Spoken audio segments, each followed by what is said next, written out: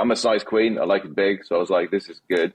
And I was thinking that my whole job is basically good because people are like, Seraphim, how are you dealing with all these rocket pullers and all these Ethereum maxis shitting on you? It must be hard. Dude, that's literally my job. Like, I love it. I love trolling these motherfuckers. This was the best part of the job. I was just trolling these rocket pullers all day. Greetings, everyone. Welcome to Flywheel, your number one source for everything Frax, DeFi, and all that's in between. If you want to know what's going on in the world on chain, well, you come to the right place. This is DeFi Dave here with capital K, and we are here to help you harness the power of the flywheel. And this time around, we go into a different type of flywheel. We go into the BD flywheel, the importance of getting out there, wrangling capital, making sure that allocators know that their funds are safe and secure. And, the art of BD, as one would say. We have on Seraphim of Ethena protocol, and we go into Ethena, the stablecoin too. Kit, can you give a little bit of an intro about Ethena, the stablecoin? Yes, absolutely. So Ethena is a delta neutral stablecoin, and how it achieves that is you deposit LSTs, for example, staked ETH. Then that staked ETH is used as collateral to then trade perpetuals, perps contracts against it. So you have one steth, you short one ETH. So then now the deltas, the price difference between those two would cancel out. Now, Ethena has a ton of, safety measures, such as reducing counterparty risk by using off-exchange settlements, which means they put capital with certain custodians who then mirror these assets on exchanges so that the FTX blow up would never happen to Ethena. So in short, and they can scale to a ton amount of liquidity because centralized exchange liquidity is so deep. And that is Ethena, the stablecoin. Yeah, that should give you the proper context. And, we'll let Seraphim take the show.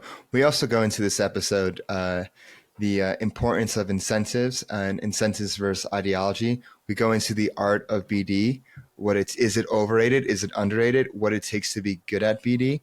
And we have some fun. There are a lot of laughs in this one. So, yes. Especially at the end. Yes. And of course, there's some alpha too. Of course, there's an Ethena alpha. You definitely want to tune in for that. So if you like what you're listening to, if you like what you're watching, please go ahead. Hit that bell button. You subscribe right now. Give us a like. Let us know what you think in the comments below if you're on YouTube. If you're on Twitter, give us a retweet. Give us a like. Give us a reply. Let us know what you think. Follow us on our socials at Flywheel DeFi on Twitter, TikTok, and Telegram. Go to our website, flywheeldefi.com. Subscribe right now. You will thank yourself later because you're going to hear about anything Frax first there. Go right now, flywheeldefi.com. You can follow me on Twitter at DeFiDave22. You can follow me at 0xcapital_K. And let's get the flywheel spinning.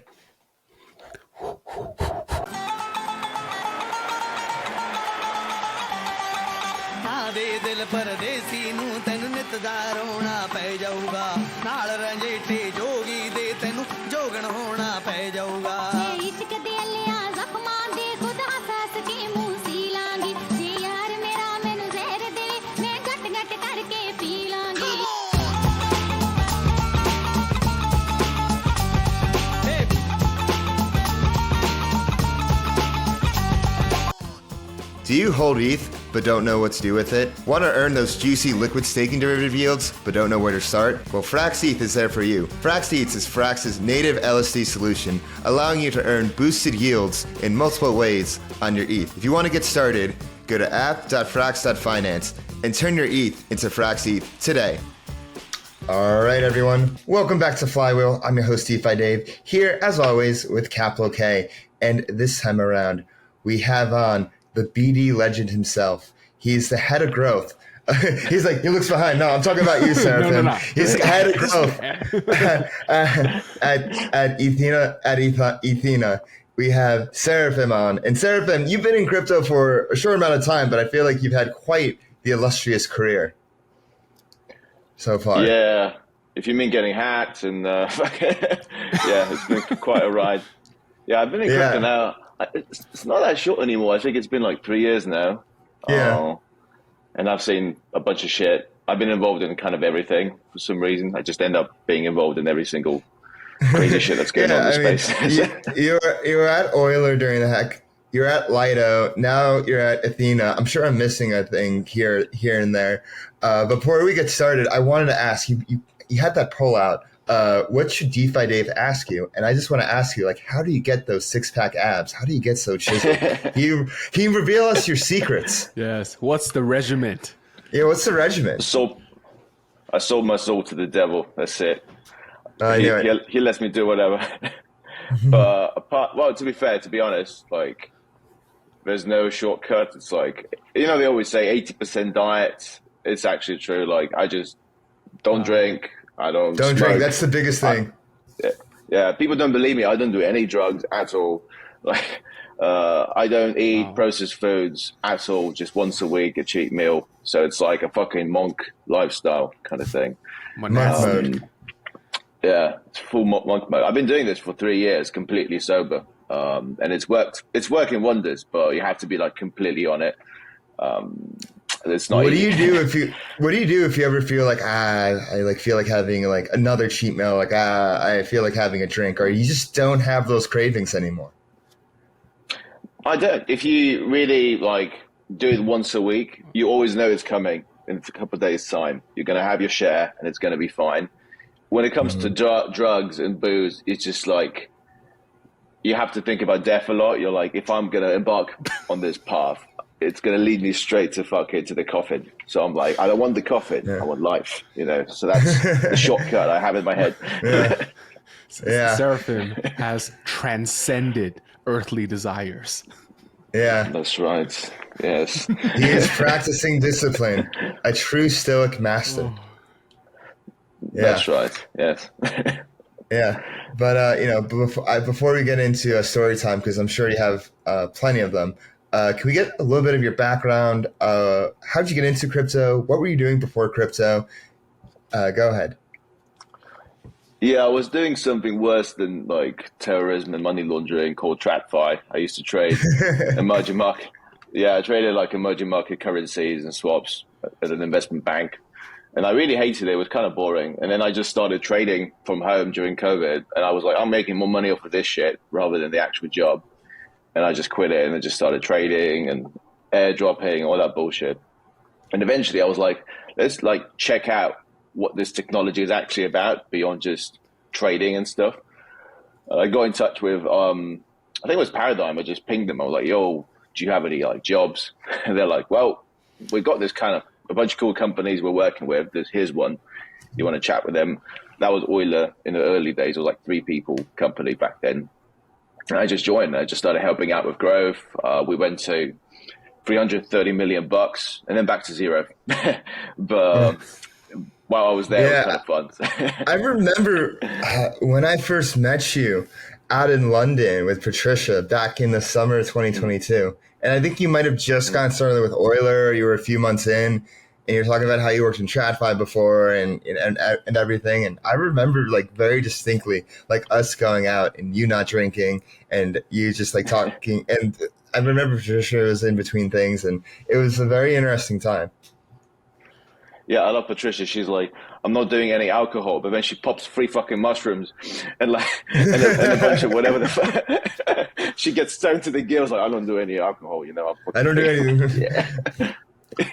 But she was training for the fight. Like, how was I have to ask, like, you were in Dubai for fight night, right? How was that? Yeah, for context, it was a crypto boxing fight they throw every year in Dubai. It was Pat against I forgot her name.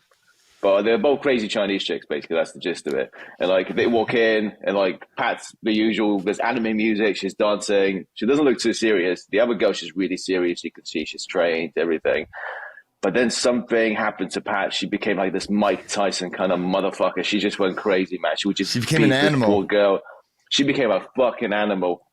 Starting beating the poor girl. The referee is like, "Don't hit her in the fucking liver, man. It's insane." She's just.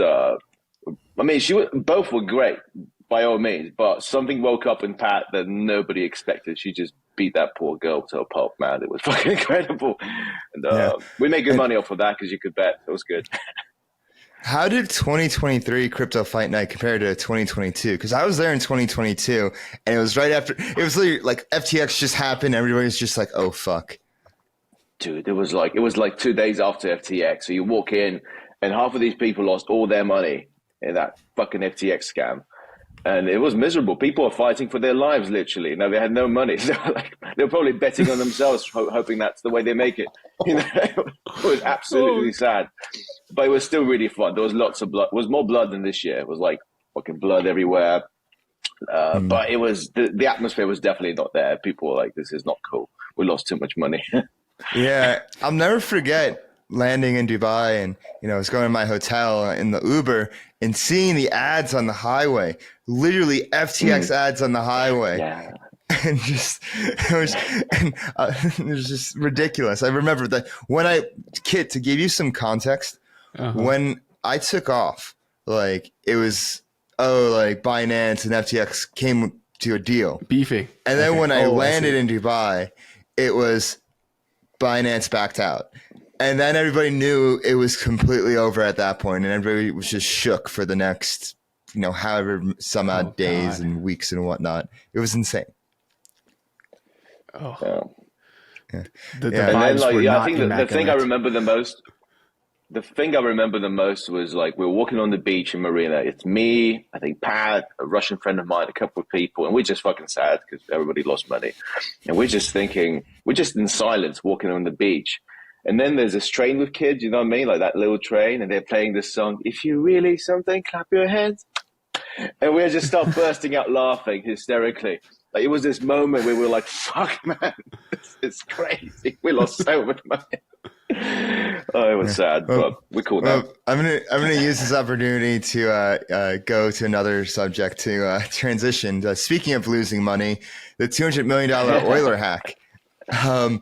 What was that like? Especially the details of being in those war rooms and those Zoom calls when it initially happened, and then going through it, and then you got the money back. You ended up getting the money back, and it was like some crazy story with the hacker, right? Like, let's just go through the whole timeline for that. Let's just sit down and have story time.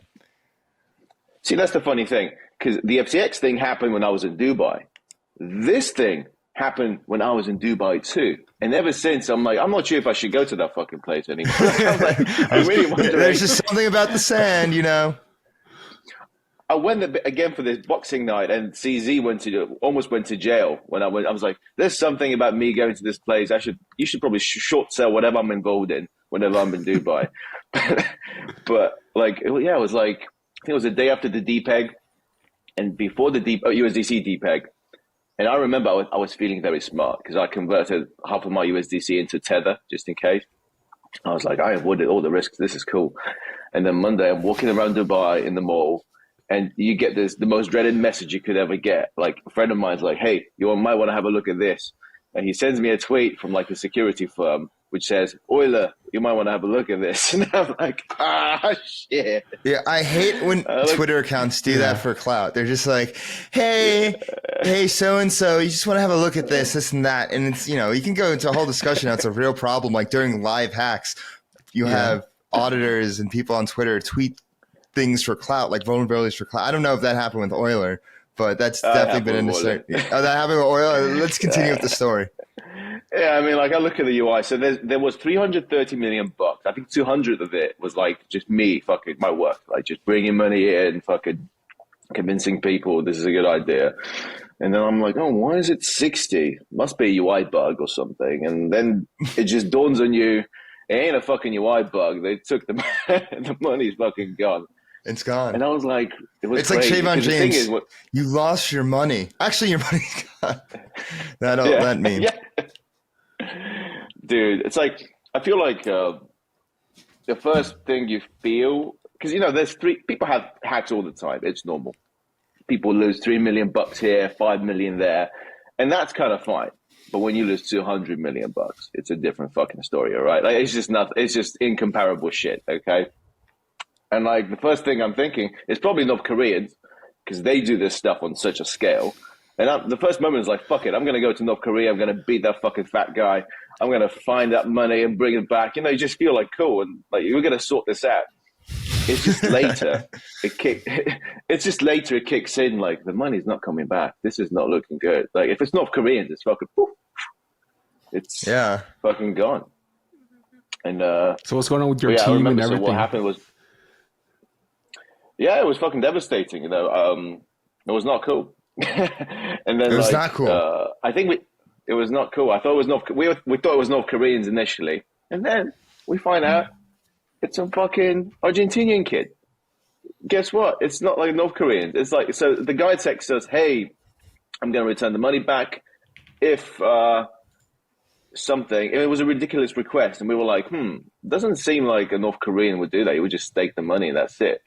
And then he started negotiating with us. And then he's like, look, he literally, this is all happening on Etherscan, by the way. So it's like open negotiations between us and the fucking whoever that is. And then he's like, look, if you guys are going to bust my balls, I'm going to send this money to actual North Koreans. And then we're like, fuck. So this is not even North Koreans. And like, it starts to get complicated. But then the best part is the actual North Koreans send him an Etherscan message saying, hey, we're going to launder this money for you. Just click this link. And we're like, don't click the fucking link, dude. Like, the North Koreans are trying to hack the actual hacker. I was like, what the fuck is this? It's like, hey, we're going to help you out. Yeah. We're like, don't click the fucking link. And I think at that point, like, probably everybody started to get involved. Zach, XBT, like, everybody just kind of chimed in and started to help out. And at that point, I stopped getting too involved in this. I think they found out who it is, thanks to a bunch of people. And he returned first half, so like $100 million. And then the rest of it. You know what's the best part? I think he sold the ETH. No, I think he bought ETH with all the USDC he stole. And ETH went up in price. So everybody ended up making money. It's like up 6%. So what happened to the hacker? Did he get any, punishment? Did he get jail time? Is he like went on his merry way? So that's even better, man. Because I see a few months later, I think he had an interview with DL News or some, I think some news outlet, saying that he's actually an artist. He's not a hacker. He's like an artist, and he had more followers than me on Instagram, like 15,000 followers or something. Saying that he's actually like an artist, whatever the fuck. Yeah. What? I'm like, what? And then he ends up in the Parisian jail. So he ended up in jail. Funnily enough, a friend of mine, his chief of compliance, he was involved in that whole case. So I think they threw him in jail pretty much. The whole thing about this is no one's fucking happy. The kid didn't get any money. He ended up in jail. Euler you got the money back, but the token's still worthless. I'm not fucking happy, of all people. Like, it's just, it was a disaster. So, but it's crypto. Wait, can we just go back and think about the move that he did to buy ETH with all that money? Like, out of all the things he did, he bought ETH. He could have bought Miladies. He could have bought he's an ETH maxing. Yeah, he could have done all these things, but he bought ETH. I just couldn't. So is he still in jail? I guess.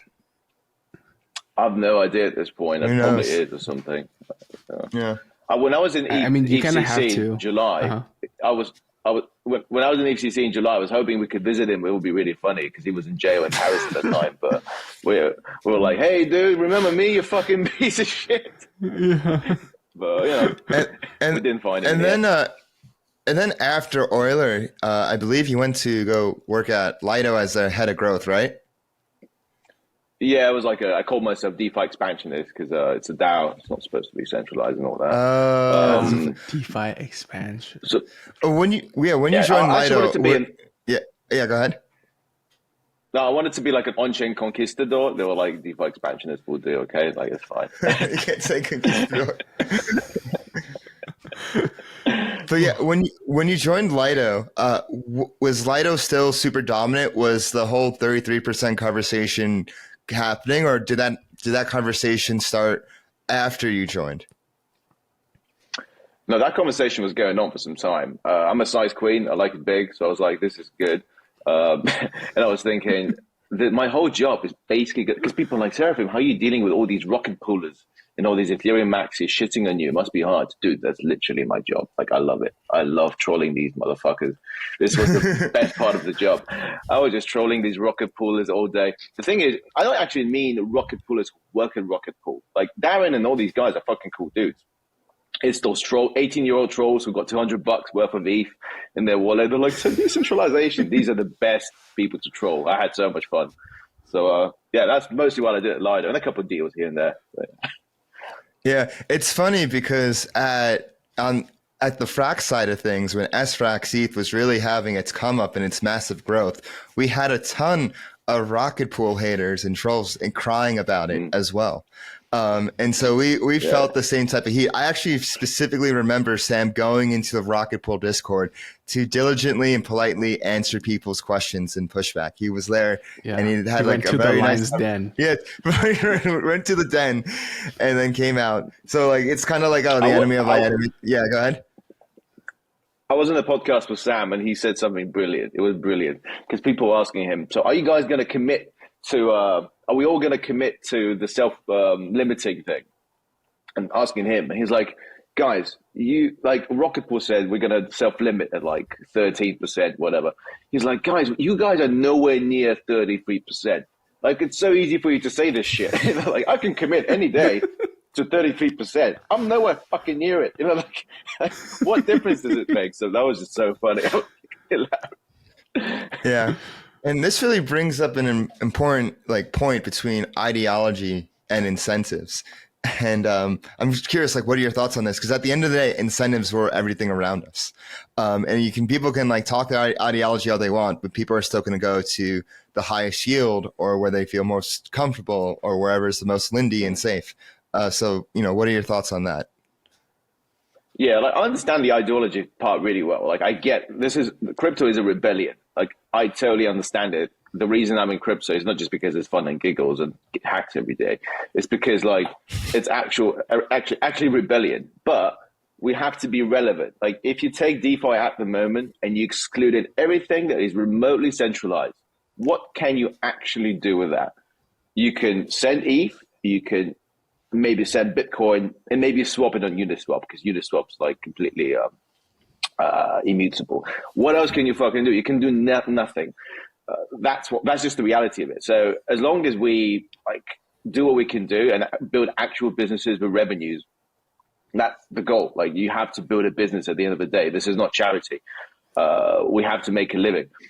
This is expensive. I've got caviar and truffles. I love that shit, and I have to make money. Okay, so of course I'm going to do stuff decentralized stuff per se. It doesn't always make money. In fact, people want something very simple in this space. They want yield. They want yield, and they don't care where it comes from. So you have to give it to them. Yeah, I like to think we strive for decentralization, and I wholeheartedly believe that, and we should try to be as decentralized as possible. But it's hard to start 100% decentralized and expect to build a business and be sustainable out of it. It takes steps to get there. Especially when it comes from 18-year-old rocket poolers with $200 in their fucking pocket, and they're like, you have to care about decentralization. Look, you worry about you. If they worry about Ethereum, you worry about you. You got wives and kids fucking sleeping on floors. You have nothing to pay for the bills for, and you worry about decentralization. Give me a fucking break, please, okay? Worry about yourself first, okay? And then I understand, but at the end of the day, we have to be very realistic that we're building businesses as well. They have to be actually relevant. Yeah. Yeah.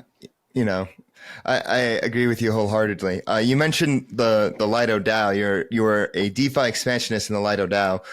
Can you give us a peek of how the Lido DAO works? Because a lot of people cry at Lido's centralizing force. So what actually goes down in the Lido DAO? Yeah, Lido DAO is a perfect mess. It's a complete fucking mess, which means it's a real DAO. It's a perfect mess. Things get done only if something's really, really important.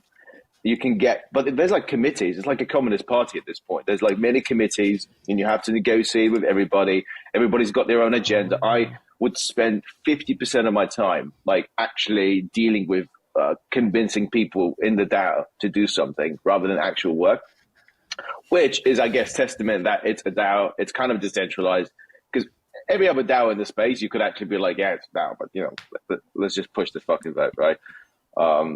Actually, Lido is the only OST, to my knowledge, that has on-chain governance. Like, you actually vote on-chain for things. Rocket Pool doesn't have it. Most guys don't have it. And but apart from that, it was just the usual thing you do in BD: conferencing, Twitter Spaces, you party all night in Denver, that kind of thing. The same thing you do. Yeah, no, I definitely know what you mean about, this beautiful mess of being a DAO and dealing with friction and tug of war, and everybody has their agenda. I mean, us at Flywheel, we just got our grand pass for the next year to keep doing our Frax and our Frax marketing and BD. But yeah, that was quite the lift. Right. I can tell you, I have to give it to the community. Like, thank you everybody that voted for us. But it was interesting how the different parties and stuff. And at the end of the day, it ended up going through, and even the people that initially voted against it, they're still rooting for us and supporting us. So everybody wants us to do well at the end of the day. We want to see what's best for Flywheel and Frax. So it was good to see that. Congrats on that, by the way. Good news. Yeah, thank you. Thanks, Brian. Thank you. Yeah. And speaking of, you're talking about BD, you've been in crypto doing BD for a while. What do you think the state of BD is in crypto and in DeFi right now? Do you think, people look at BD being overrated? Do you think it's underrated? What are your thoughts about BD and DeFi in general? Yeah, I feel like BD is a very important component. It can actually be your edge. Honestly, what I find is the best products out there in the space, they need BD only in the beginning. They just need the BD to walk up to the big LPs, to the big whales, and be like, okay, this is the product, pitch it. Once you get the right people on the cap table and get the right money initially, everybody just upsizes from there. And then they tell their friends, their mums, their dads, they just start fucking, not really mums and dads, but you know what I mean? It just snowballs from there. If you look at Lido as a perfect example, how much marketing have they actually done recently? They got 130,000 followers on Twitter, and they got $20 billion in TPL. It just shows that it doesn't matter as much if at some point. I think it matters initially when you're trying to push integrations, the big whales to be involved, all that stuff. But it's by all means important. Just probably not in the later stage. Later stage becomes maintenance work. You have to make sure if it's a product. I think it depends on the business. If it's an asset like Stake T for OSTs, it's like that. If it's a chain, if it's a layer 2, you're building an ecosystem, and unless you have gotten that killer app from day one, Arbitrum can just sit now and be happy with GMX. They are not. So as in they're trying to get other apps in there. But before you get that killer app on your layer 2, you have to keep fucking around and doing BD for a long time, I feel like. But with assets like OSTs, I feel like, or stablecoins like Ethena and Circle, that big BD load comes in the beginning once you have PMF. Yeah, you had that tweet recently about Tether with it was 24 employees, and it's $124 million per employee. Crazy. Yeah, crazy, dude. Think about this shit. It's insane. It's insane. There's 50 Italians in Lugano sitting there eating bolognese all day, and they're making just as much as BlackRock. Now they worked for it, and they had to go for fire to get here. But I'm just saying how efficient crypto is. I don't think it's because people are oh, it's just like FTX. They had 2 people running this. This is a stablecoin. It doesn't need that many people. If they've been around for so long and they survived for 10 years or whatever, and they're here just sipping that coffee and eating a pizza in Lugano with their 20 mates, earning just as much as BlackRock. How fucking insane is this, man? It's incredible. Yeah, it's unbelievable.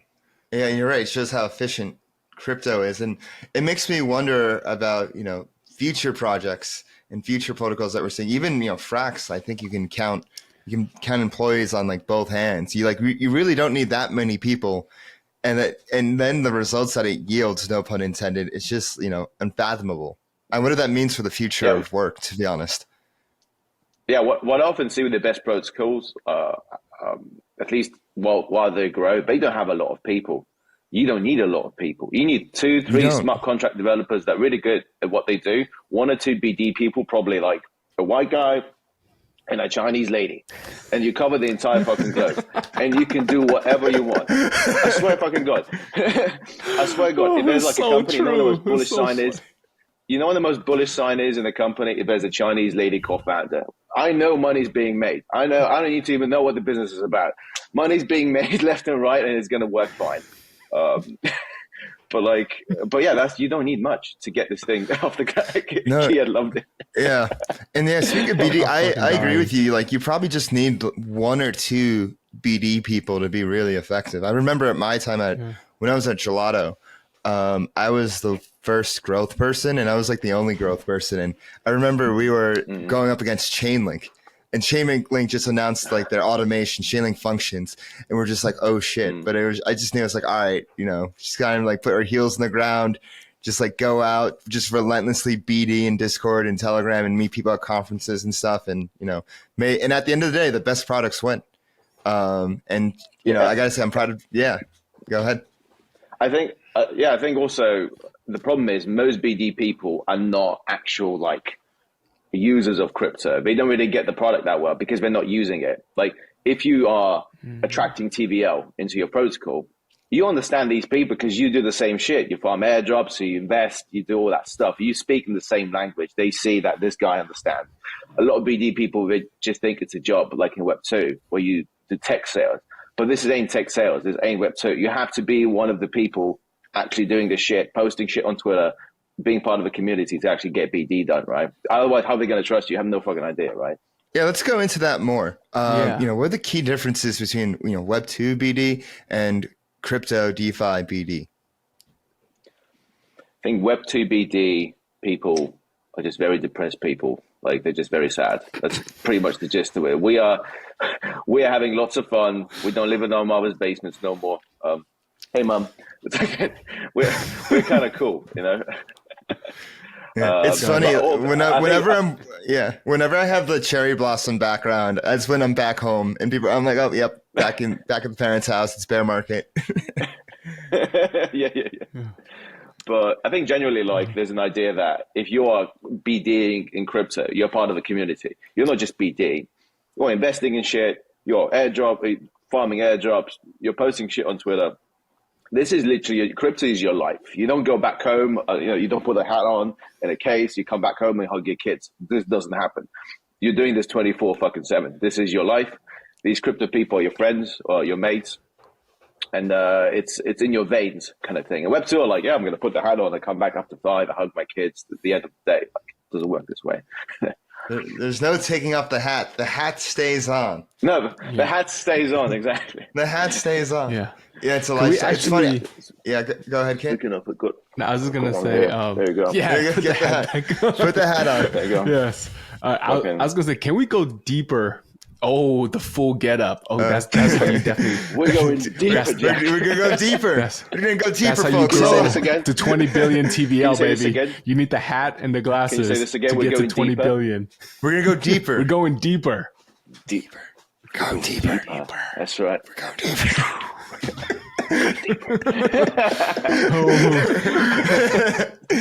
This is gold. Okay, all right. I mean, for folks who are still listening so deep into this podcast, I want to give them some like more tactical things, right? Like some real deep on the ground tactical things. What were some amazing tools and best practices or tips you can give to an aspiring BD person out there?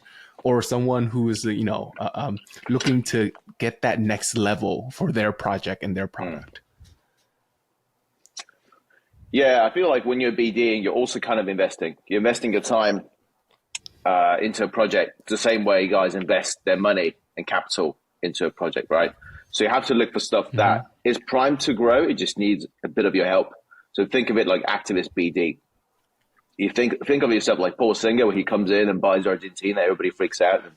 This is the same kind of thing. So look for projects where you think you're going to see growth and where you can actually provide some help and push that growth. And that's when you make money, because it's all about money at the end of the day, right? You have to make sure that the token value goes up and you bring enough value to make it grow. To actually make it grow, first is to establish which sectors are going to be growing. My rule of thumb is this space loves yield. If you have a product that can provide yield, that can scale with decent amount of capital, that is, you're not going to put in $50 and the APY drops to zero, right? If it's something like liquid staking, which clearly worked, liquid restaking at the moment, stablecoins with high yield that can grow, that can scale with capital, these things tend to work out. So that's my perspective. In terms of how to actually get that product higher in terms of whatever your KPI is, if it's TVL, you do on the ground kind of sales, basically. You meet those LPs who are big and active, and you propose them the product, see what they want. Very often, how do you find get them? very invaluable feedback. Oh, Twitter. That's why you need Twitter. You need to be active. You need to post stuff. They need to know you're smart. You know what you're talking about. You're one of them. And then you can just get in the room and start chatting with them. And very often they provide invaluable feedback about the product because these are your users. Your users are not like this, again, the rocket pool guy with $200 in his wallet, okay? Who works, who just works in the basement. Your actual clientele, your users, are those big whales that tend to slosh capital around. And you have to find out what they want and what they like. And once you do, you can just give this invaluable feedback to the devs, to the CEO, to the founder, be like, this is what people like, adjust and keep doing this. So it goes two ways. You sell, you learn, you relate it to the devs, you work with the devs, you find out what the product's about. And you have to know the product inside out. It doesn't work like you pitch, because they're not idiots. They're going to ask you very technical questions. So you have to go deep into it, which you should, because you're investing a lot of your time into it anyway. It's like, imagine if you had like 50% of your net worth in one position. You would know this product inside out, right? So how come you don't know what this fucking thing does, right? Makes sense. Yeah, absolutely. And, whales do not swim in shallow waters. That's why you got to go deep. Right. That was deep. That was actually deep. Dude. I like that a lot. Deep, man. Deep. I love that. They want deep liquidity, boys. Yes. Yeah. They want ample liquidity for their positions. Really good. So Seraphim, I would imagine you also studied a ton of other LST competitor products, right? As a good BD, a potential large whale would be like, well, what's the difference between this and, Rocket Pool, right? So you probably have to do a ton of research and analysis there as well, correct? Yeah, my strategy is usually, so I'm not really good at like opening up the docs and reading that shit. I'm not good at this. I have dyslexia or whatever. I'm a little bit stupid. Like, I don't know, ADHD. So I'm like, what I do is I got perfect full on some curve. Yeah. So I'm like, what I do is I just go to the dev that invented this thing, or I go to the founder who invented it, and I just sit down and I'm like, okay, explain this shit to me like I'm 5-year-old. I'm a 5-year-old ADHD kid. And that way you'll learn. Especially if you already work at the protocol. Usually there's an upside. That's when you get these devs drunk and you get them talking, like spill the beans. How does this thing work? Show actual interest. And the devs are going to be like, he actually gives a fuck about how this works. This is incredible. So you just have to learn what the project's about from the devs, people that actually wrote it rather than sitting in the docs, Yeah, no, I would add to that too. I would say also in like the group chats that you have with the team and the devs, read what the devs are saying and talking about with each other, because you might not know what they're saying and be like, what the hell is this? You don't understand it, but it's like a language, and eventually you read it enough, you pick things up, you pick up patterns, and you start to understand it more. I mean, that's what I did back when I was at Gelato as well. I would say that too. Yeah. But usually same with engineering stand-ups. Like people usually like don't show up to them. No, fucking show up. You don't have to say anything. Just show up, know what the development pipeline is, what updates are coming through. That way you can sell it. So you can go to the OPs and be like, look, we're rolling out this new feature. Do you like it or not? Because you're the first point of contact. So definitely talk to the devs. Your job should be talking to the devs by all means.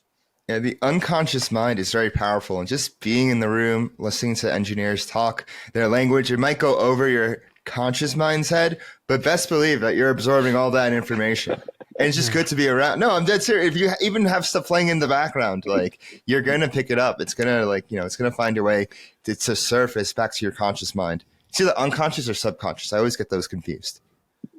I think subconscious. Unconscious. Subconscious. You're in the brick in the head. Subconscious. Subconscious mind. I was like not unconscious. That's too deep, bro. Unconscious is too deep. Guys, I'm sorry. It's almost 1 a.m. here. This is my second time doing a podcast this late. Dude, I've been actually getting really good sleep. And last week, I swear to God, I did a podcast this late. And I was so cranky the next day because I woke up at my normal time because I've been waking up early. And I'm just like, why am I so cranky? I'm like, oh, it's because I didn't get enough sleep. I'm just like, oh. Podcasts are killing you, man. Affects you. Yeah, no, but I do it for our European brethren. I was like, all right, I'm going to bite the bullet. I'm going to stay up late. Yeah. I'm going to do this. Yeah. But at least I'm just not on the East Coast. Yeah, go ahead. I guess now's the perfect time as any to dive into your current project, right? You know. Wait, can I ask one more question before we get into the current project? What are your thoughts on the current state of restaking? You know, the current, layout of different options people have, what you think of restaking as a whole, what you think of EigenLayer. Let's hear it all. Yeah, I think obviously there's no organic yield at the moment. It's all points, or you can swap your points for actual yield on Pendle, which is what Pendle's been doing so well. But I definitely think this is a thing. It's here to stay because again, what people want in the space is they want yield that scales with capital. And if EigenLayer includes an ABS, like a service that can actually generate organic yield, even 1 or 2% additional to the staking APR, that is significant. So I think we're going to find one or two applications like that. It's like, I always forget what it stands for. It's basically one of the service that you perform as a node operator to generate additional yield.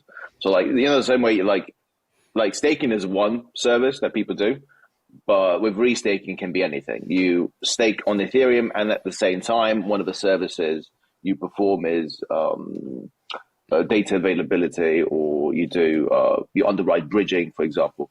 So just a service you do. So far, so I'm by no means an expert on restaking yet because I've been focused on other stuff. But from what I'm seeing, there's two types of restaking that are prominent: native restaking and like the other one.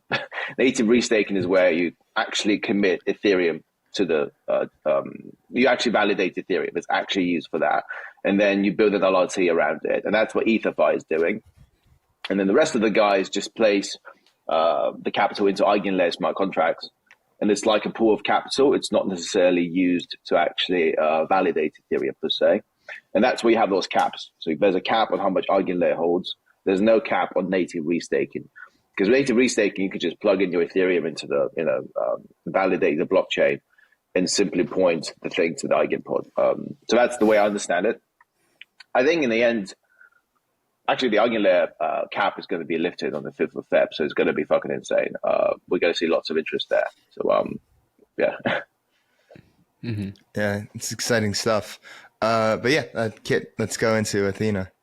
Yeah. I mean, I really like what you said about, go to where the users want. And one of the things the user desire the most are yields. And obviously at your current project, you guys are going to come out with one of the highest yielding stablecoin that could potentially scale to bigger than, Tether. It could potentially grow bigger than Tether and be fully decentralized.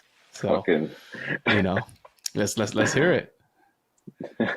Well, yeah, I don't want to piss off Papa Paolo and be like, we're going to take you over like tomorrow. But yeah, Ethena is doing something very different. And, when you say it's the highest yield in the space, it is. And it scares people off. Like, I think on Bloomberg, they just wrote an article like, this Terra Luna shit is back. It's not back. It's literally fucking, it's not even remotely close to it. Like Nick Carter had to write a thread about it to respond to it. But basically, Ethena is a delta neutral stablecoin where you derive yield from staking and from ETH funding, perpetual futures funding. So that at the moment is like 15% and it's completely organic. It's derived from no tokens, nothing. And the reason the mechanics is pretty simple. You plug in OST, so you're long the spot leg, and then you use that to hedge on centralized exchanges and decentralized exchanges by shorting ETH perps.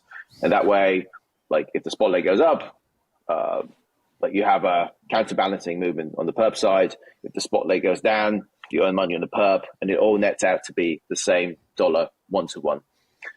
But the cool component is that you got this yield. The OST yield is about 3%. The current funding rate is about 11%. Before the 1st of January, the overall yield was like insane. It was like 30% because the funding exploded ahead of the Bitcoin ETF. So it was making a killing, really. But even that is pretty attractive, 15% or so. I think what we did really well. Yeah, I think what we did really well, we kind of attracted all the important people in the space to back this. We have every centralized exchange, which we use to trade, like Bybit, OKX, Binance involved. We have their big clients. We have TradFi guys like Brevin Howard, a bunch of names that you wouldn't even know are in crypto that are legendary as well.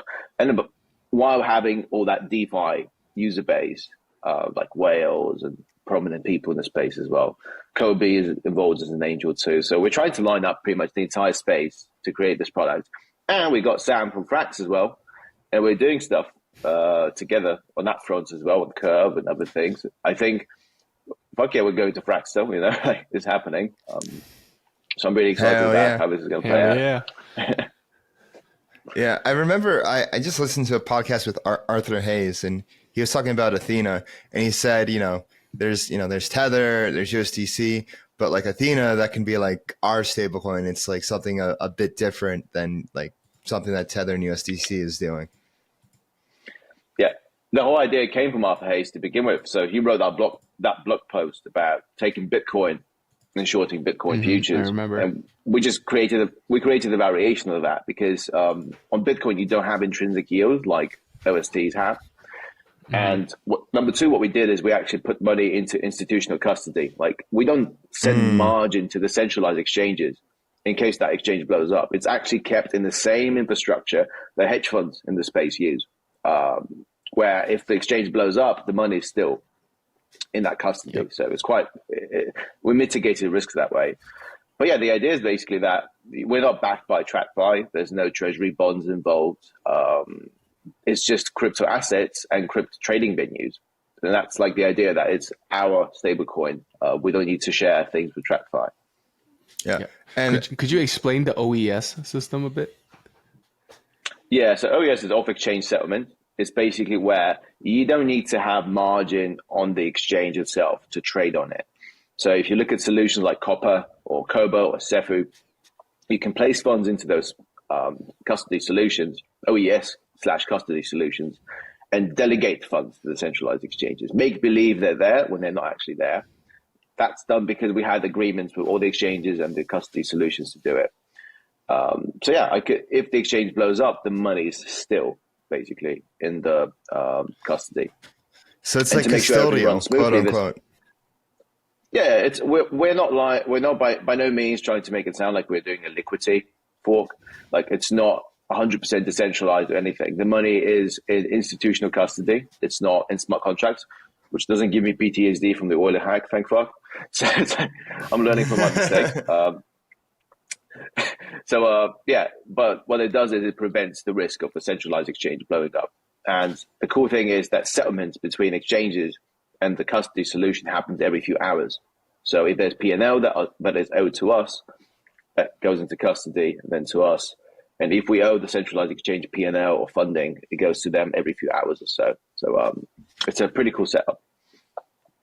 Could that be that settlement? Could that happen on its own chain per se in the future? Like why it settles on like the Ethena chain?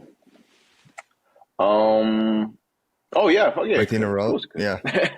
Yeah. Yeah. I don't know. That idea just popped in my head. Yeah. No, we could do it. One thing is, just one sec. My battery is going down. I have to. Can I just get the charger real quick? Just plug it in. Yeah. So Seraphim, that sounds super cut and dry, right? You have the asset, you short the asset, so you're delta neutral.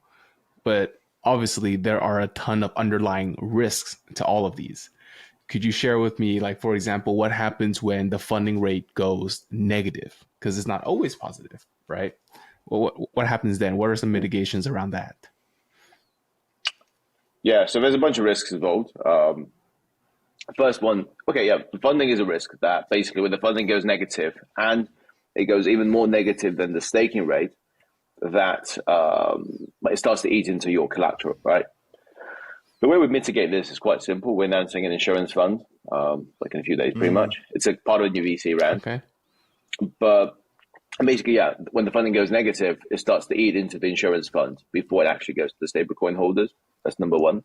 Number two, we've done like extensive analysis internally and with Chaos Labs showing that like the risk of the funding going significantly negative over a very long period of time to the point where it would actually erode the stablecoin massively is very, very, very low. Like the worst quarter we've seen was during the merge. During the merge, the funding was between -7%, -5% over that quarter.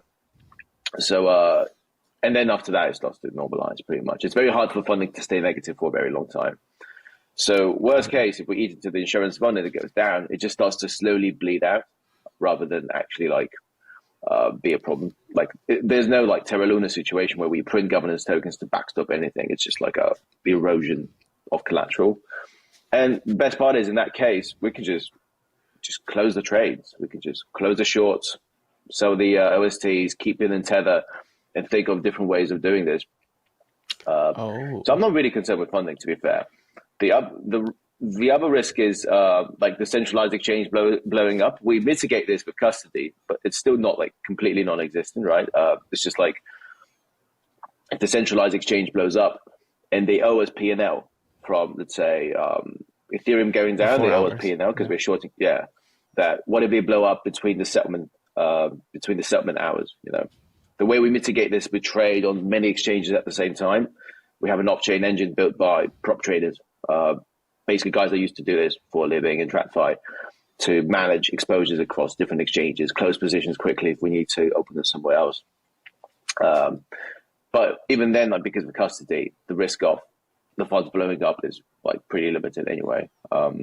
There's a risk of OST depegging. That's like a risk you assume that Lido gets hacked, God forbid, or whatever, that happens. So the on-chain risk, the smart contract risk is there, but it's much more limited because of custody. Like the money is not in smart contracts where you can hack it. The money is in custody. What you can do if you hacked Ethena, you could print a quadrillion stablecoins and sell them on Curve, and you wreck the LPs, but you're not touching the collateral in the actual protocol, which is a nice bit. So there are risks by all means, but we've made sure to mitigate every single one of them as much as we could have, which is I think why we were able to convince like actual TradFi people to put money into it, which would never touch crypto otherwise. You know? Yeah, because the yield is there. It's the name of the game. The yield there. But also using the same infrastructure they would use like custody normally anyway. Like they wouldn't touch smart contracts, but they were like, well, you guys use the same custody we use. You trade on centralized exchanges. This is pretty similar to our risk setup. Yeah. And okay, maybe I want to give a very 20 IQ example, but let's say somebody comes in with, say, 1 billion and they want to mint 1 billion USDE right away. They put in ETH, right? And then you obviously got to hedge all this $1 billion risk away kind of instantly because this person did it in one block. So you pretty much have to take care of all those deltas across all your exchanges. Now, wouldn't it be possible for someone to effectively front run that because they know you're going to have to short this $1 billion worth of ETH all around? So wouldn't someone do that and just keep on repeating that process over and over?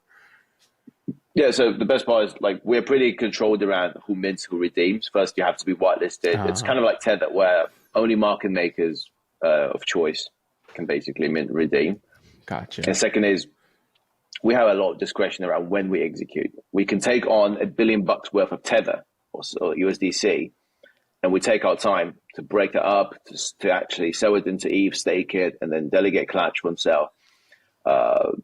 So it's more like it's in between like fully on-chain Lido and Tether, where we have a lot of discretion.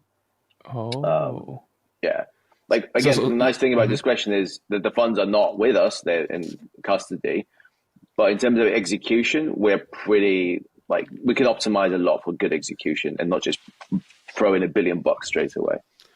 Got it. So even when ETH comes in, that ETH could potentially be swapped into Tether for now, right? Just to Worst case, ensure that, yeah, okay, worst case. Yeah, I see. we don't Oh, do it now. Like now people come in with ETH, we immediately hedge it. It's algorithmically right. done. But if somebody came in with a billion, actually it's very hard to come in with $1 million because we have per block limits. There's 100,000 bucks. Oh, I think we're increasing it to 150,000 bucks per block limit. oh, okay. You come in with that and gradually you get the order done. So it's very hard to like front run such more amounts. It's not like $1 billion in one transaction and boom, it's put on. I see, I see. And then the same thing with the redeems, right? Like, no, even though they come in with $1 billion, it's still going to redeem at 150K or 250K per block at a time. So you have plenty of time to execute that. Yeah, there's a buffer, Okay, exactly. Because we want to keep most money in the custody part. There is a small buffer allowing for redemptions. And like we kind of allow that buffer to be replenished as people would redeem. But we're not going to have $1 billion sitting in the smart contract redemption buffer because that's a bit too risky, you know. Gotcha. Yeah, I was going to ask, what makes Ethena different than other delta neutral stablecoins? There's UXD, I believe. There might be other ones, but what are some? I guess it's because is UXD more on chain, and you guys use more custodial services. Is there anything else? Yeah, UXD use Solana, Solana perps that are on chain. So that wasn't particularly liquid, which massively decreased the scalability. Well, they were great. They pioneered the whole idea. But obviously it's a big limitation when you use Solana on-chain perps. And we said, we're going to use Bitcoin, we're going to use ETH, we're going to use centralized exchanges when 95% of all the trading is actually happening. So we're not restricted compared to them in that way. Right. I think there's other smaller competitors. I think Resolve is trying to do things. I'm not exactly sure what's the recent architecture. When I last looked at it, it might have changed. They would actually send a small portion of the collateral to the exchange to be able to trade, which means you have to increase your leverage because you don't want to send all the margin to the exchange, just spend a small one. So you increase the leverage to make up for it.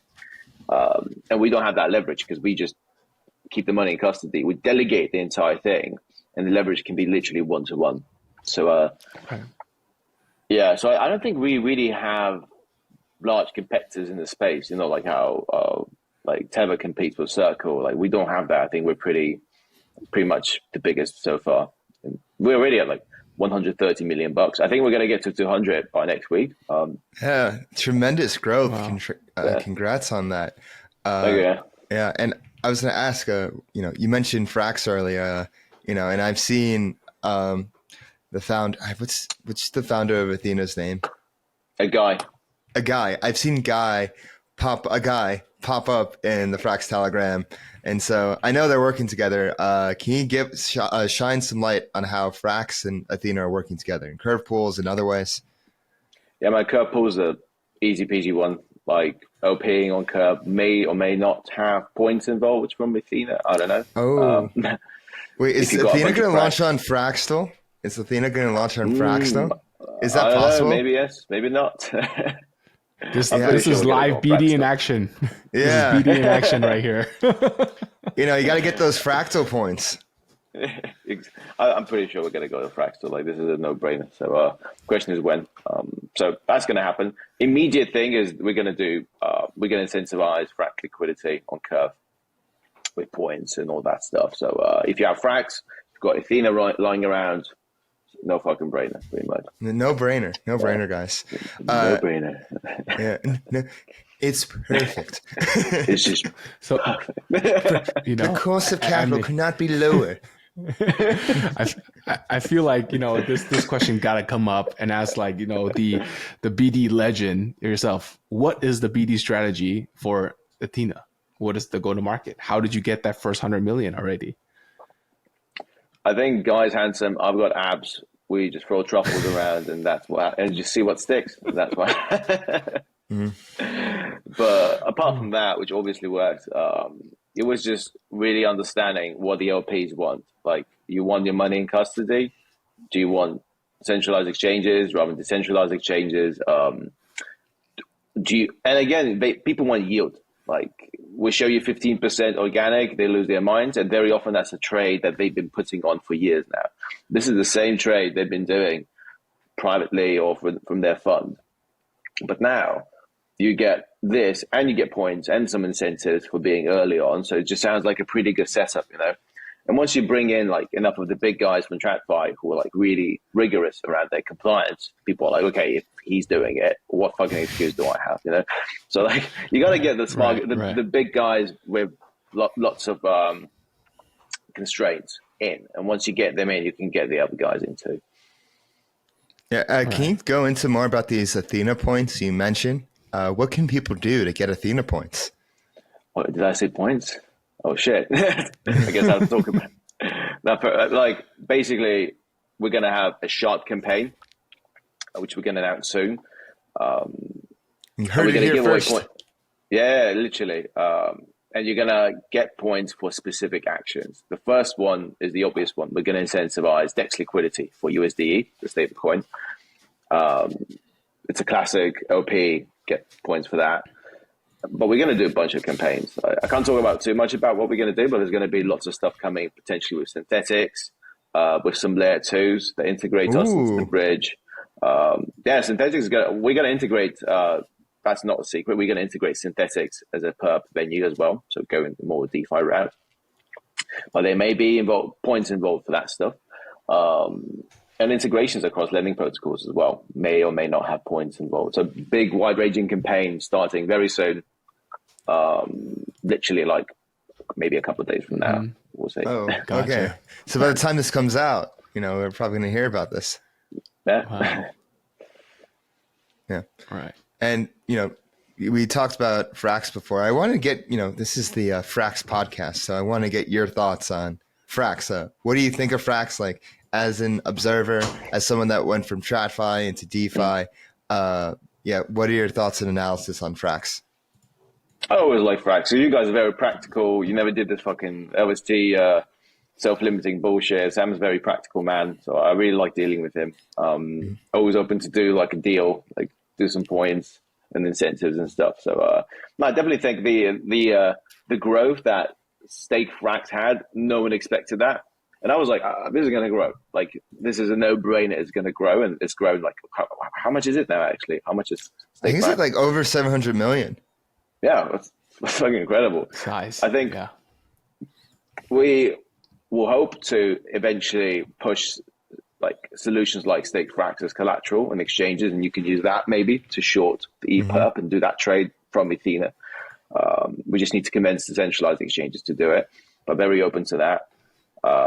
Fraxto is cool. Like, I can't wait to see what the ecosystem is going to be like. We definitely want to be a part of it. So just love dealing with you guys. You guys are, and also I think your devs, I don't remember who it was, but I always felt like they're really good at explaining things. Like I saw a bunch of YouTube videos filming YouTube videos about explaining how the protocol works. And I've always found that very useful and not as arcane as most DeFi protocols are. Was it Sam? Was it Drake? I think it was Drake. Drake. Yeah, Drake is very well spoken. Yeah. He's a Chad. I like the stablecoin design is very practical. Like, it's like, we're going to have a window with the Fed, everything. There's no bullshit. It's like very practical business approach. So, great. I call it the all-weather stablecoin for all market conditions. You know, high interest rates, we got SFrax. You know, risk on, low interest rates, we got DeFi. So it's, you know, it's the final stablecoin. Yeah. It makes sense. Like, people want two things in this market, depending on the market. When the market's really hot, people want to be usually long ETH and Bitcoin and yield on top of that. When the market's a bit wobbly, they like stablecoins. In our case, we think our yield is so high that it makes up for it. That's why we've seen so much growth. It's the yield for all market conditions. That's it. That's it. And Seraphim, speaking of yield, like, how does the yield dollars flow back to? Do I just hold USDE, or do I need to? Do you have to like stake somewhere? Like, how does that work? USDES, or you know? Yeah, it's similar to SFrax basically, or SDAI. You have USDE. It's not yield bearing. You need to stake it to get SUSDE. Once you get that, you get the balance increases with time. Sick. Okay. Could I do anything with the staked USDE? Can I loop it? We're not on lending protocols yet, but once we are, you can do it. So I think we're going to get it done soon. Like, all the lending protocols, loop that yield and get more Get more. But then then now that's when you introduce More, the smart contract risk. More. You know? Yeah. That's such a trade-off right there. It's like once you start looping or even staking it into this smart contract, right? You add that smart contract risk. I wish I could have just kept it in my wallet like vanilla and still get that yield. You can do it. Oh, okay. Oh, do you mean the looping, the yield it. from looping it? No loop, just vanilla 15%, you know. But I don't want to park it in any smart contract. I just want to hold it in my wallet. You know, I don't want to have to stake it in the first place. Oh, okay. That's the idea. You can stake it in SUSD, and that token in your wallet is just going to grow in price to reflect the interest. So you don't need to put it into a protocol or anything like that. It's just a token that grows in price. Right, but if somebody hacks that staking contract, then that USDE is... Oh, from that perspective, what you mean? Yeah, I guess. Yeah. But it's a very simple contract. It's basically like this plus like interest payments from all that process coming in and just being distributed. So it's like very simple contract. Hopefully that doesn't get hacked. Of course. Yeah, Seraphim, I had one more question before we went to our lightning round. Ethena, Frax, we're all stablecoins on the come up, and Tether's the big boy in the room. Obviously, like they built a tremendous business. Is there any way of catching up to them? Like, how do we challenge the dominance of centralized fiat stablecoins like Tether and USDC? It's fucking hard. I'll be honest. Like Tether's such a great business. It is such a. I respect it so much. Yeah, it's hard not to respect it. Like you got to give credit where credit's due. Yeah, like they didn't get here because they were lucky. Like they just fucking pushed like crazy. They went for fire to get here. Honestly, literally. So I think a big part of their business derives from the integration with centralized exchanges. When you settle your perps with the exchange, it's done usually in Tether terms. So if you can somehow get into centralized exchange ecosystem where you use the settlement currency, you could probably get a big part of their market share, probably the size of Circle alone from that. Obviously, that requires lots of liquidity for your stablecoin, a Lindy effect of some sort.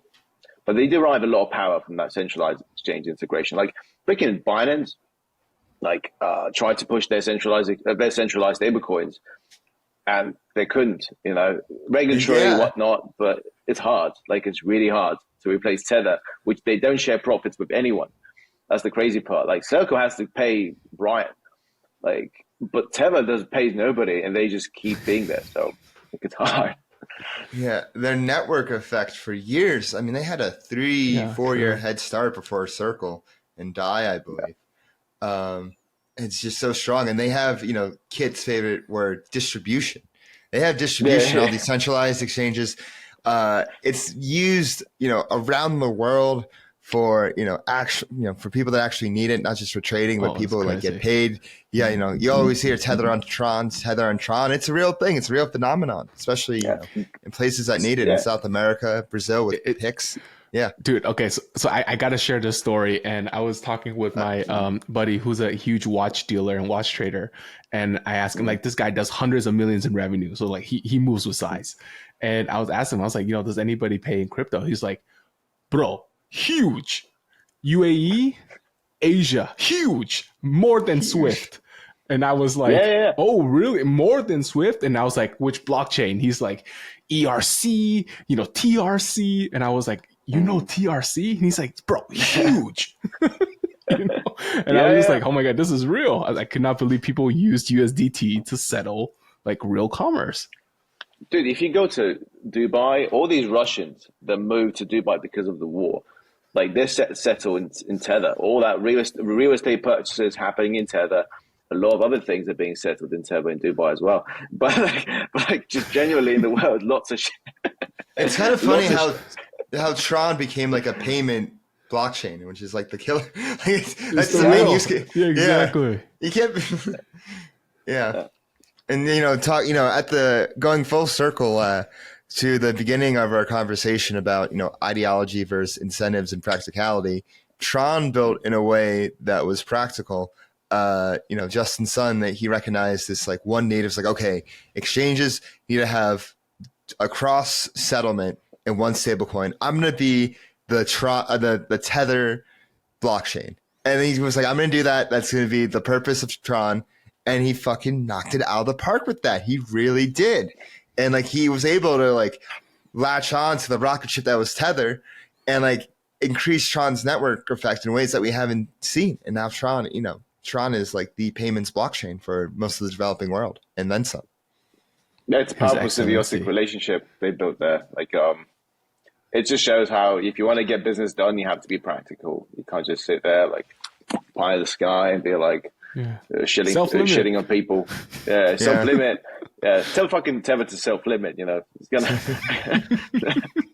It's funny. Like I say this, I probably said this in like a bunch of different podcasts by now, but stablecoins are the new black hole for U.S. debt, and like it seems to me that the U.S. government should be encouraging more stablecoins because the dollar is the currency of the internet, most widely used. People still think in dollars. So if they just have a bunch of stablecoins and they're issuing new debt, that just seems like a no-brainer to me. That just seems like a no-brainer. I don't know. What are your thoughts? Yeah, I think it's tricky. It's a tricky thing because on the one hand, yeah, you're glad somebody's showing up buying your bonds. The problem is it's like 50 Italian dudes you can't control really, and they just buy insane amount of like Tether's like I think the size has the same amount of treasuries as the 16th largest country in terms of GDP, in terms of treasury holdings. I'm not talking about Tether. I'm just talking about stablecoins generally. Like I do agree with you on the point. If it just happens to be Tether that becomes like a top 5 like largest holder of treasuries, then that's a problem.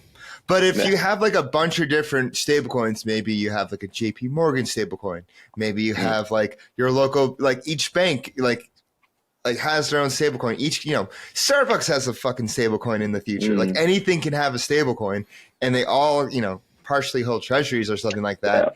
Yeah. That seems like a no-brainer. It seems like a huge unlock. Or PayPal. Or PayPal. Yeah, PayPal. Honestly, shout out PayPal for like launching their stablecoin. Yeah. I think this. Yeah, go ahead. It just shows the current trend. Like every Web2 company sitting on any amount of cash is thinking, I could be earning this $6 billion that Paolo just earned like last year. Like why not? JP Morgan's thinking probably the same. Yo, could you imagine if Apple launches their own stablecoins where they're still sitting on like $1 trillion of cash? Yeah. Wow. It's so much cash. I dropped all like Apple users like on their Apple wallets and shit. And it seems like a no-brainer. Tim Cook, are you listening? He's probably sitting in goggles. Yeah. He's sitting in goggles. He's busy. Yeah. I'm vision proing. I'm proing right now. Yeah. Oh man, this is such a good vibe, such a good call. But I want to say one more thing, because you mentioned PayPal. I'm not sure if you guys saw, but PayPal, I think, let go of like a good chunk of their workforce recently. I'm not sure if you saw that, but going back to the beginning of like the conversation, and you're thinking like, oh, like with technology, especially blockchain, like less is more. And you're just more efficient. When I saw that, I was like, like, are they not doing well? Maybe they aren't doing well, or are they just like, unpopular opinion? Are they just like, or unpopular thought? Are they just getting more efficient over time? Like, especially with like PayPal stablecoin coming out. Look, I mean, literally, Larry Fink said the whole point is tokenization because we can reduce the inefficiencies. Like when I was in TradFi, there was like 6,000 people actually settling trades. Like I would trade with JP Morgan. I buy $1 million, they sell $1 million. Now that trade has to be settled with actual people sitting and fucking typing things into their typewriter. Like it's actually insane. That all goes away. I think Franklin Templeton created their like on-chain market fund. And they said the reason is because we've seen you could have 80% efficiency in terms of the cost of something through that thing. So all these jobs, Larry Fink is sitting in this thinking, fuck yeah, I'm going to fly everybody. Fuck them. Like, this is going to be such a money saver. Like, I don't give a fuck. Like, and this is definitely happening for cost efficiency from cost efficiency point of view. And yeah. Bro, I think that's like the meta game that Larry Fink is playing, right? Like the Bitcoin ETF is not gonna net him that much dollars, but the actual general acceptance of blockchain as a technology, and then him being able to implement it at his firm Oh yeah, and I mean, save, like you said, 80%. He was like, he's I don't care thinking about like these little fees. Yeah. he's thinking in a monopolistic manner. It's like, oh, like, you know, tokenize everything. I'm gonna tokenize everything. It's gonna be BlackRock chain. Like that's Yeah, what Black. well, Yeah. and even to think of it, like, what do ETFs compete in terms of fees? Fees alone are like the most important thing. BlackRock's been able to be this big because they've been able to have very low fees. Once you fight 80% of the workforce, you can make the fee super low. That's what he's thinking about. I can have a competitive advantage for years to come because this cost me nothing. That's what he's thinking about, probably. Yeah. Well, we'll see what happens there. We have a They're future gonna ahead come. of us. All these BlackRock people are gonna come try to work for crypto. We'll be like, okay, who's laughing now, bitch? Yeah. That shit you pull it over there, it's not going to work here. Yeah, that's it. But you know what? They're still going to get to go home after their day BDing, take off their hat and hug their kids. Yeah. And we're going to be out here still, in deep in the telegrams. I'm sure kids hate them anyway. It's fine. Fucking hate you, Daddy. Savagery. Yeah. Seraphim, thank you so much. Before you go, we like to do a lightning round, get to know our guest a little bit more, a little bit, off the chain. So, Kit, go ahead. Exactly. Yeah, this is for us to get to know, the man, the person behind the profile picture. And first things first, when did you first touch the blockchain? What was your virgin crypto experience? But sex doesn't count. Fuck. Okay. I was going to say I put a ledger in my ass, but okay. It was. That counts. It was a lonely night. I looked at that French little rectangle and I thought, fuck. Wow, he's going. He's going deep in the story, I didn't touch guys. the blockchain. The blockchain touched me. Touch me. Oh, okay. No, that works. That works. That works, right? All right. Next question. What is your favorite off-chain touch grass activity, hobbies, and interests?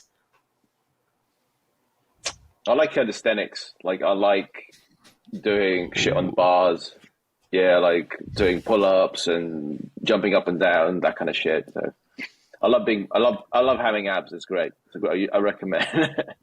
I had a feeling it would be working out. Seraphim, what would be some advice to your younger self? Don't do drugs. Just don't do Drugs any are bad, food. okay? Drugs are bad. Don't do booze. Okay. Don't eat crappy food. Maybe more like make sure to hang around people that you're inspired by 24/7. Like that's if the moment you feel too comfortable, just try to move on. Try to meet cool people. Have good friends at all times, but try to always move into a room. Have good company. Know what you're doing. You are who you surround yourself with. An age-old rule. Exactly. All right. And for me, if you weren't in crypto, nor finance or tech, what would your professional career path be? I've been saving for a long time, and I'm going to do it one day. I'm going to become. We're getting. He's putting on the sunglasses. Oh my god. All right. Okay, you're like red in the face right now. Sign us out, bro. Right. I can't take this. Sign us Moses out. Jr. So, who would you recommend as a guest on Flywheel? Who do you want to see up next on the show? I want to see Gwat, like the Anon. Oh, we had him. We had Gwart. We were the first ones to recognize. We were the first ones to recognize Gwart. We could have him on again, though. Fuck it, I have to watch that podcast. Shit. Okay, we had him on before anybody was like talking about it. We can re-Gwart. But who else would you have on? You should have. It's really hard, actually. Like, I think because of stablecoins, you should have Paolo somehow. Like, I think you'd be open to it, probably. You should have it. All right, I'm gonna work my magic and try to get an interview with Paolo. I think you'd be open to it because, like, I feel like they don't like the TradFi kind of stuff, but when it comes to like crypto native stuff, they could be open to it probably. Can you intro? Yeah.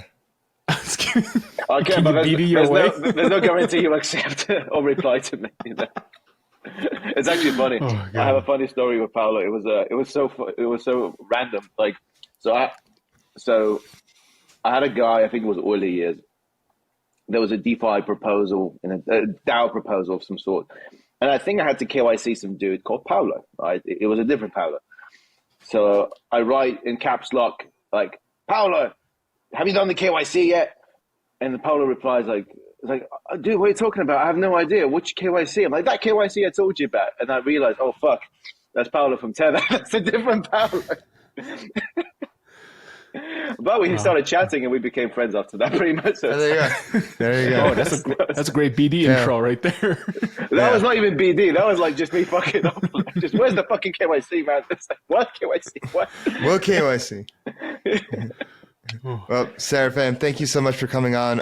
Before you go, where can people find you on your socials and find more about Ethena?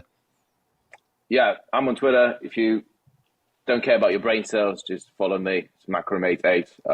Follow Ethena. It's in my bio, so make sure to follow us. We're going to have lots of announcements next coming days. Go on Discords, get involved, and start, LPing some shit into Curve. It's going to be fun. LP that Ethena Frax spoil, folks. Yes. Yes, That's right. yes. Seraphim, thank you so much for coming on. Hope to see you again soon. You too, guys. Thank Cheers. you, brother. Ciao. Cheers. All right, everyone. Welcome to the post-game show. I'm your host, DeFi Dave, here with Capital K. That was a very wholesome, fun, family-friendly episode we had on with Seraphim. He is an angel. He's named after an angel. He's named after an angel for a reason. And on that one, we got down and dirty in what it's like to be in BD, what it's like to be in the war room during a hack, and what exactly he and Guy are cooking up at Ethena. This was quite the entertaining one. A lot of laughs. A lot of inside jokes. This was definitely like a guy's podcast for sure. Yeah, this no is pun the intended. boys one. Like I remember, honestly, I feel like if like me and Seraphim were in like the same vicinity and we were boys in the same location and like you were there too, Kit, we would just have so many inside jokes. Oh, vibes. Just Immaculate vibes. Yeah. But what are your thoughts on this one?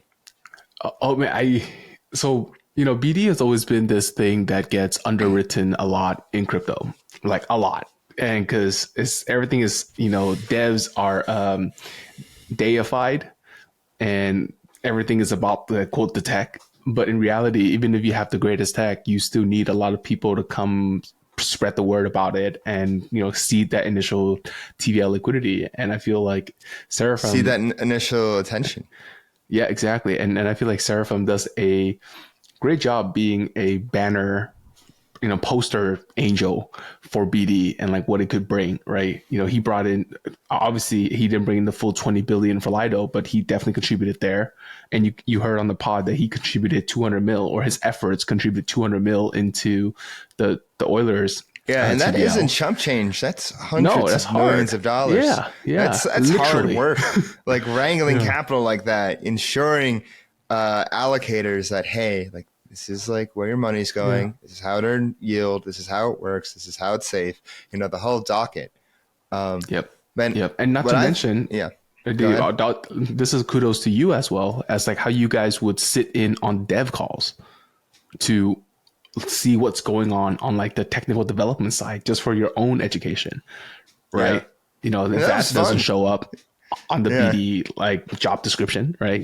It doesn't tell you to sit into dev calls, but when you did like a good job, or when that your shit, is if someone's like, "Hey man, are you a dev?" And like when they say that, you're like, "Yes, I did." I remember the first time someone said that to me, I'm like, "Yes!" Like that was like the biggest like rush. It was like, "Yes, I accomplished something." But I liked what Seraphim said. I was, about when I asked him, "Hey, is BD overrated? Is it underrated?" And he said, "You know what? BD is most essential at the genesis of a protocol when it's just launching and you're trying to get, attention. You're trying to get those first few big dominoes to come in to ape the capital in the pool. And then once you have that, and everything else is kind of just this network, like it's just network domino effect. And then, like, the more the domino effect that grows, that becomes a network effect. And then it becomes just a self-fulfilling prophecy. And this is what we saw with Tether. This is what we saw with Lido. What's interesting about Lido's case too is that they weren't even the first LSD out there. They weren't even the first. No. They started way later.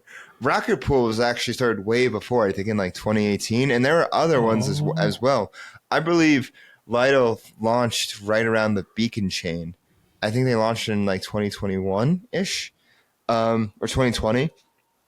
But they just had the best, most straightforward model, and the proof is in the pudding. $20 billion of TVL does not lie. Oh, that's facts. True. Yeah, but yeah. So BD important at the beginning. Later on, it's just more about like maintenance and awareness. Like tethered, like only 20 people, $80 billion. Like how much billions of dollars of profit every quarter?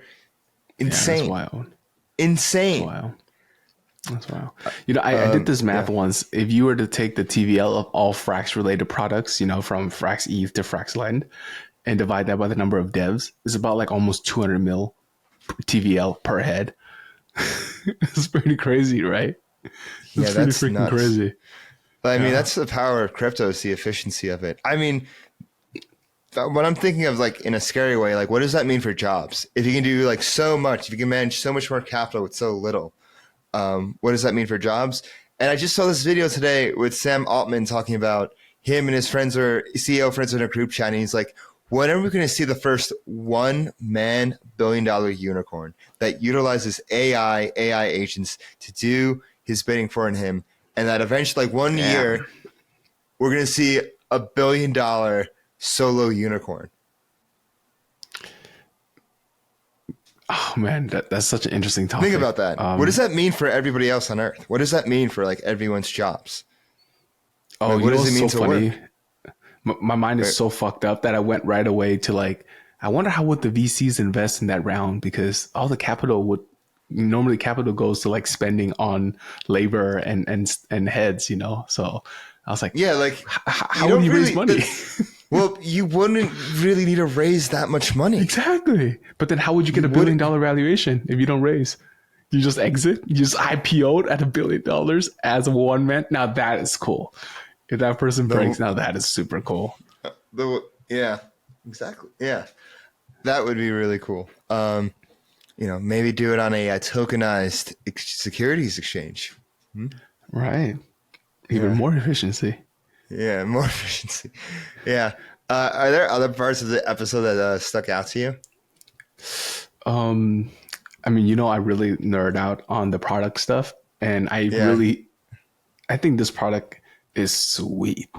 Like I really tried to break it. Like I was, I know how you get. Yeah. I was like this as I was going through the docs and reading through it, and like it's coming up questions like, damn, they really thought about a lot of the angles. And one thing that I guess would be a big risk for those who are still listening would be when funding really goes that negative, because you don't know what you don't know, and you can't back test what never happened. So if that kind of were to occur, then you would actually chip away at your collateral. But one thing he said could mitigate that is they could just close the position and swap it into Tether, which I was like, oh, that is like in case emergency break glass. Right? I thought that was a really... If shit really hits the fan, yeah, there's Daddy Tether there. Yeah, again, now that kind of defeats the purpose of like, being a thing there in the first place. But hey, if it's a stopgap, I don't think anybody would mind. But yeah, anyways, that was probably my favorite part. How about yours? Another part that really stuck out to me in this interview was how we kept going back and forth between the debate between ideology versus incentives. Ideology is important. It's why we're all here. It's what drove us into crypto and Web3. It's a rebellion. But at the same time, we have to build businesses here. Like, I was just thinking about Visconte's like last episode, on-chain businesses, like they're going to have to these, on-chain entities are going to have to be sustainable and build a profit. They can't just inflate their token to oblivion, and they can't just rely on, scare tactics and whining your way into the hearts and minds of people, because you're not going to get into the hearts and minds of people that way. The end of the day, the name of the game is yield. The name of the game is safety. And if you don't have that, then people are going to go find it somewhere else. And I just thought about like Fraxland during Curve, the whole Curve Viper fiasco. Like, Right. where did Mitch go and pay his loan first? He went to Fraxland because he had to, because incentives drove him. Incentives are powerful. Correct. Make your incentives so powerful that you don't need to wind your way into it. You don't need to like cry your way into anything. Make your incentives so powerful that people come to you. That's the name of the game. Agreed. Yeah. And that's all I got to say there. We're going to wrap up this episode. Thank you so much for watching. If you like what you see, please, if you're watching this on Twitter, give us a retweet, give us a like, leave us a reply. Let us know what you think. If you're watching this on YouTube, go ahead, hit that bell button. You subscribe right now. Leave us a comment. Let us know what you think. Give us a like. Follow us on all of our socials, on Twitter, TikTok, Telegram, at Flywheel DeFi. Go to our website, flywheeldefi.com. We've been really pumping out content, pumping out alpha, anything Frax related. Fraxel Alpha out. Go subscribe to that right now, flywheeldefi.com. You can follow me, yours truly, on Twitter at DeFiDave22. You can follow me at 0xcapital_K. And we'll see you next week. Peace. Everything said on this episode is not financial or tax advice. This channel is strictly for educational purposes and is not an investment advice or solicitation to buy or sell any assets or to make any financial decisions. This video is not tax advice whatsoever. Please talk to your accountant and do your own research.